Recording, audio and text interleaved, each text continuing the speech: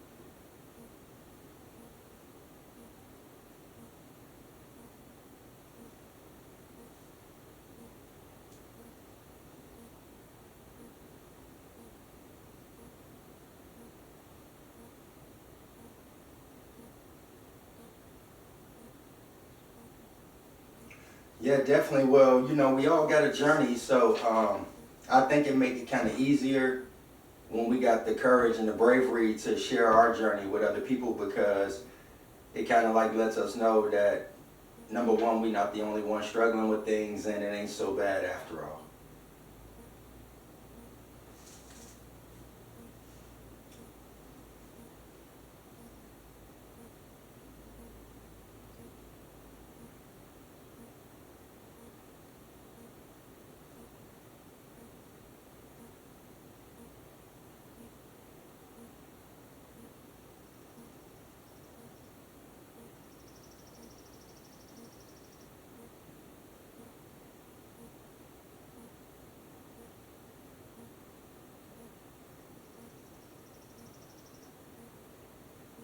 Well, I'm sure they definitely will. So, I mean, I looked over your background information. I looked over the book. I saved it, and I plan on going through it myself maybe this weekend with my girlfriend. So, I think life is just all about a journey of becoming better, healing, renewal. So, I'm just the type of person, I'm open to anything that makes me a better human being, and I'm pretty sure that my listeners have the same train of thought. So thank you for sharing that. And now, like, I want to talk about Dog Diva.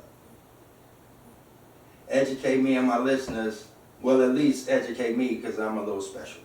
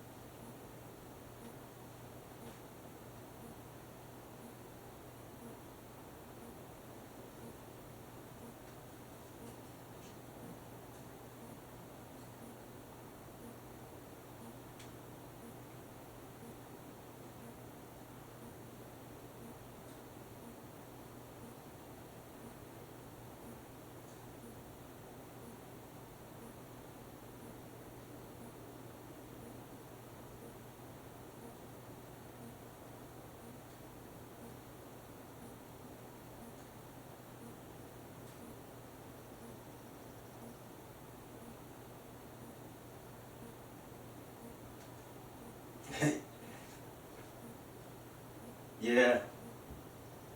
Well, I appreciate your acknowledgement of what I'm doing. And number one, before I get into my little talk, is what prevented you from following your dreams with music?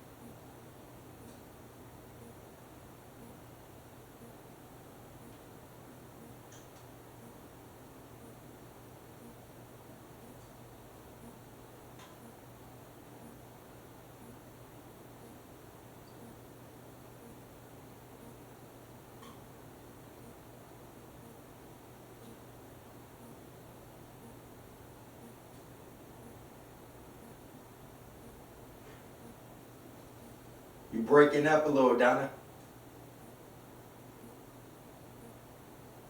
Yeah, I hear you a little better now.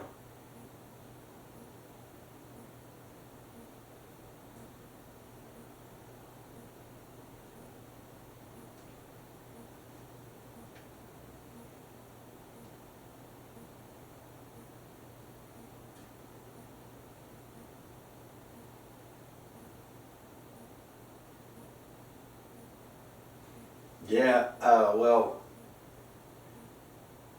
I will backlog a little bit, but I need to stay focused on you because I feel like everybody that we encounter for a reason. And I didn't really anticipate that coming out of our exchange. So I think I just want to tell you, like, it's never too late. It's never too late. Well, I was married, right? And then, well, I was in prison originally. For 24 years, I was in prison from the age of 14 to 38 years old.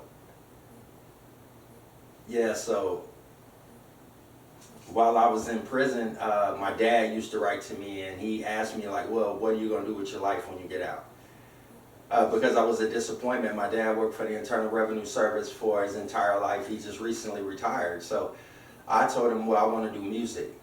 And well, first he was like, well, you know, that's really difficult. And I was like, yeah, well, everything in life is kind of difficult. And then he's like, well, if you can educate yourself on the music industry and you come out and you recite the information I need to hear, then I'll support you. Well, I did my part. I learned about the industry, but he didn't like stick to his part, so whatever.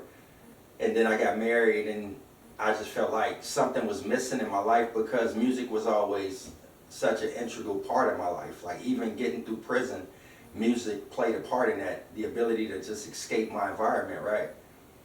And so my wife at the time, she wasn't supportive of it. It was like, well, you're 38 years old, nobody's gonna listen to you.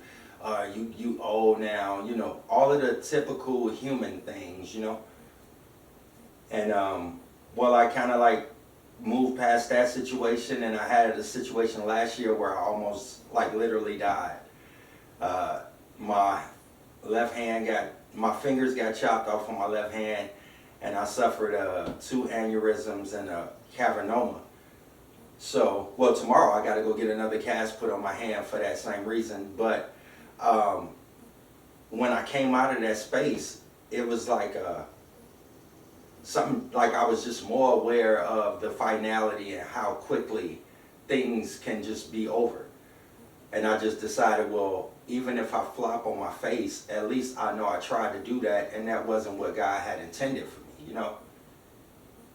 And a lot of times what God has intended for us don't run parallel with the world or the perceptions of life that we have, because like God thinks in a universal context and we think in a microcosm of that. We think in our own personal universe, what's important right now, you know what I mean?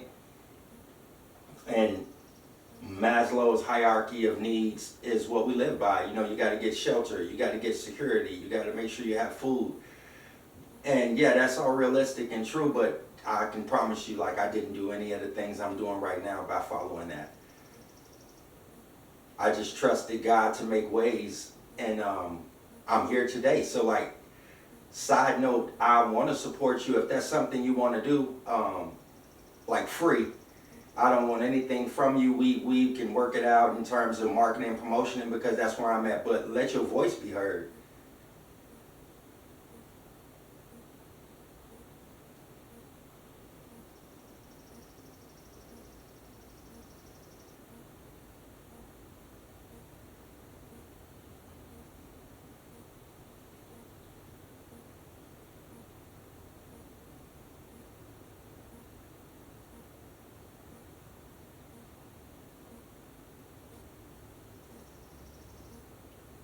Yeah.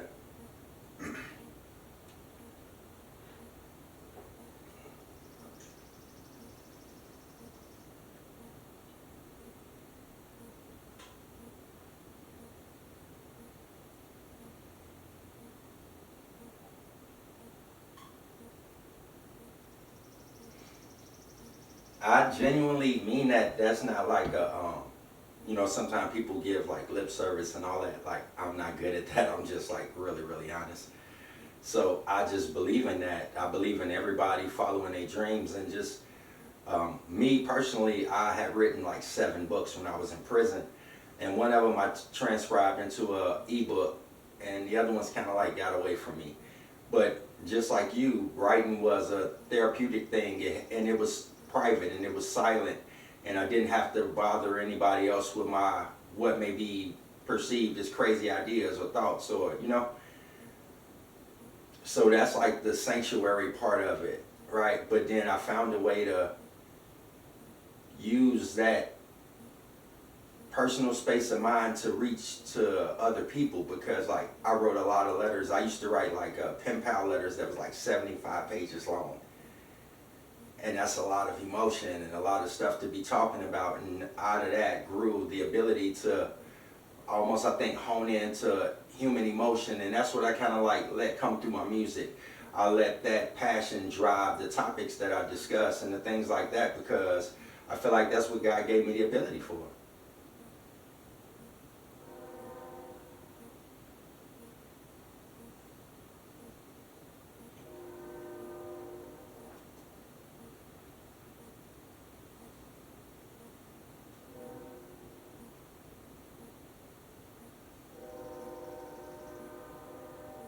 Yeah.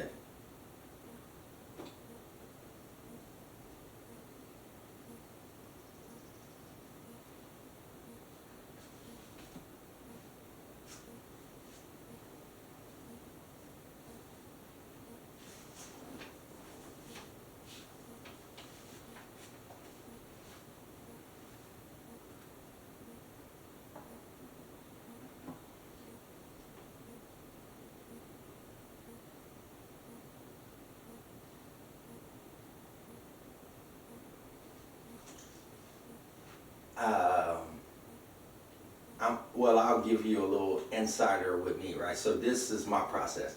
So like when I was writing books that I had like women leads in the book, I would just turn my entire environment to, like, I would just put all of these pictures on the wall of just like women that I admired, so that I can pull certain characteristics out of, like, maybe Sigourney Weaver, and then something else from this person.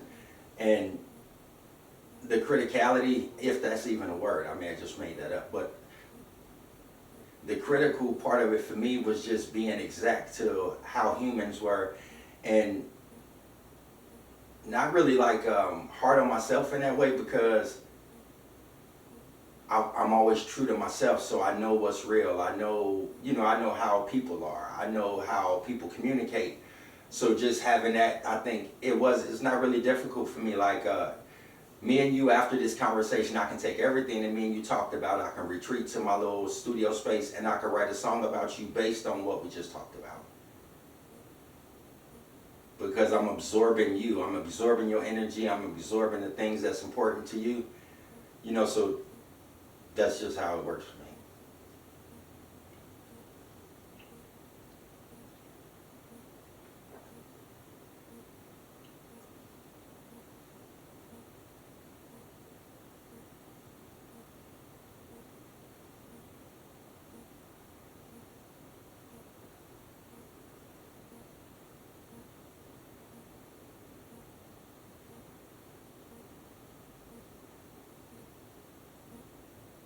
breaking up again.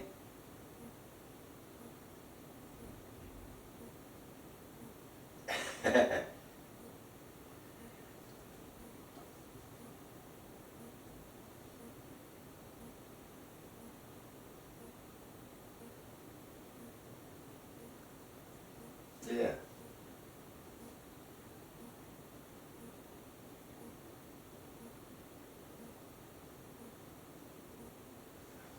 Yeah, I'm just kind of like getting into the whole space, so you definitely gonna have to put me up on some stuff because I recognize it. I remember when I was first being introduced to even those kind of conversations. Uh, it was a moth inside my home at the time, and I went to just get it out of the house just like anybody else, and then somebody told me, no, it's that moth is here for a reason, and I was like, what? And then, but I didn't kill it, or I just left it alone, but that kind of just like sparked something inside of me because I never looked at things that kind of way. And then I just started trusting things to be what they were meant to be. Like kind of letting go a little bit. And I'm still on that path and I'm getting better with it every day, but I'm always welcoming new ideas, new insights and everything else. Some of the music that I made earlier on, the quality was bad. I was just learning. I was literally recording between two mattresses in the basement because I was that passionate about. I felt like, well, my quality may not be that great, but my subject matter and my lyrics are impeccable. So if you really are a music person, you'll be able to see past the technical flaws and hear the message still. And I sold 137,000 copies of an album that I made in the basement. And then like I struggle now with going back and trying to remaster and do this or like record the songs over. And I had to tell my girlfriend, I was like, look, those songs were critical and it's a lot of emotion that's contained within those songs. I can't like remake those songs or like make another version of that song because it's like that was a representation of an emotion. It was maybe a space of hurt or confusion or whatever. And that was just like the human experience at that time, and it's not something that you can factory produce, you know?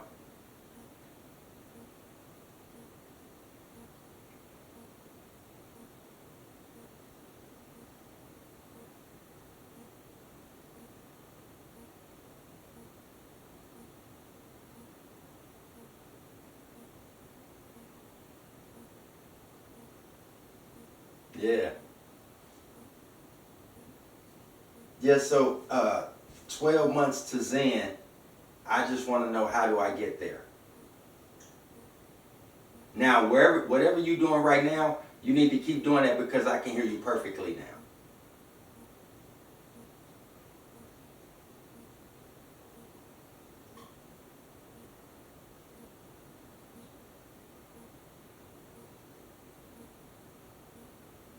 Yeah.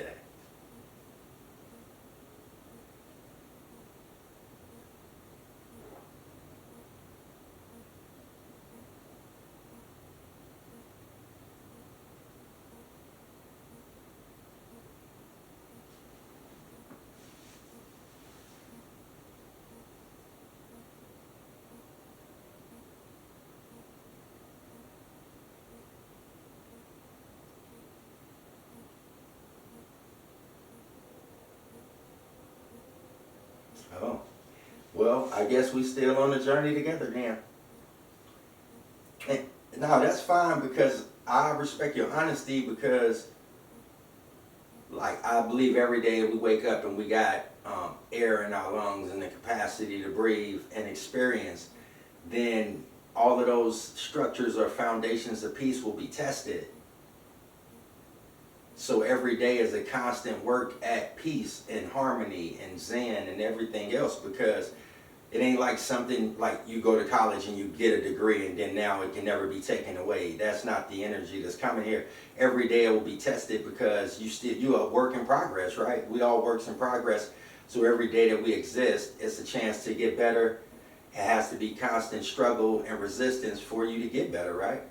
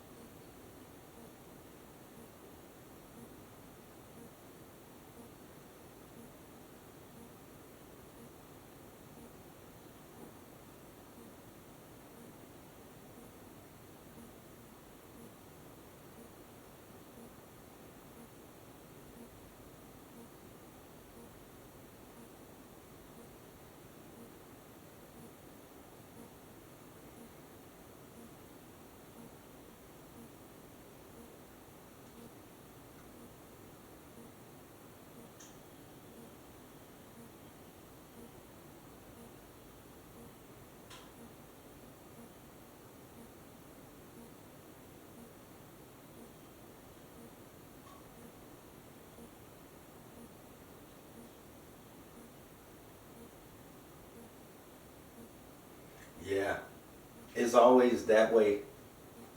It's like, well, like when I first went to prison, I don't know, I just kind of was okay with that because I knew that I was wrong to start. So I wasn't about to go in the courtroom and waste all these taxpayer dollars. I just wanted to be held accountable, however they deemed for me to be held accountable, and then go off to do what I needed to do to rectify my standing with society. And in the process of that, I just learned that we don't really have the power that we think we have. Like, we willed beings, we have free will and judgment, but at the end of the day, like, God already wrote a path for your life. Like, the universe already have a path for you to walk. And sometimes the adversities and things like that will arise when we veer off the path that's intended for us. Just like you looking back and you saying, well, I don't know why we didn't get divorced sooner. And then I can look at situations and be like, I don't even know why I ever got married, right? Because we veered off the path that was natural to where we're supposed to be. So even like, yeah, we write, like, even though you wrote a book and you're successful in that, that's just one of the many facets to the diamond that represents Donna Ferris. That's not the only thing that you're capable of being good at. That's just the one vessel that you chose to put your creation and your creativity through. But there's other parts of you that can blossom, just like your writing career or your yoga business. You know, and again, we right back there. I think that that's the significance of us even having a podcast today. Everybody that I had on, we kind of like connected some kind of way. And I hope that never breaks. I hope I can always relate with the people I have on for the authenticity factor, right? And I believe that that's where we're supposed to be at. I believe that I'm supposed to help you with the music, and I believe that you're supposed to help me in ways. Maybe it's the Zen, maybe it's the books, maybe it's just life in general. But I appreciate your energy, and I looked over your schedule. So just for the listeners that's out there listening, because you don't know who or where they're from right now, what's your schedule looking like these days, and like what do you got on the calendar?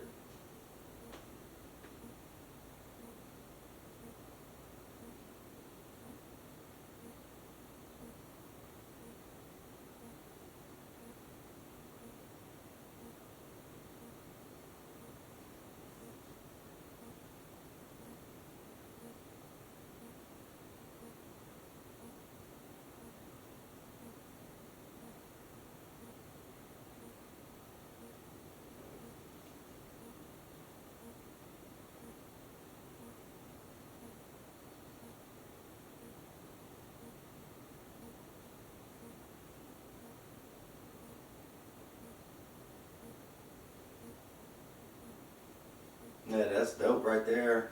Congratulations on that. So now I gotta, oh, I'm sorry.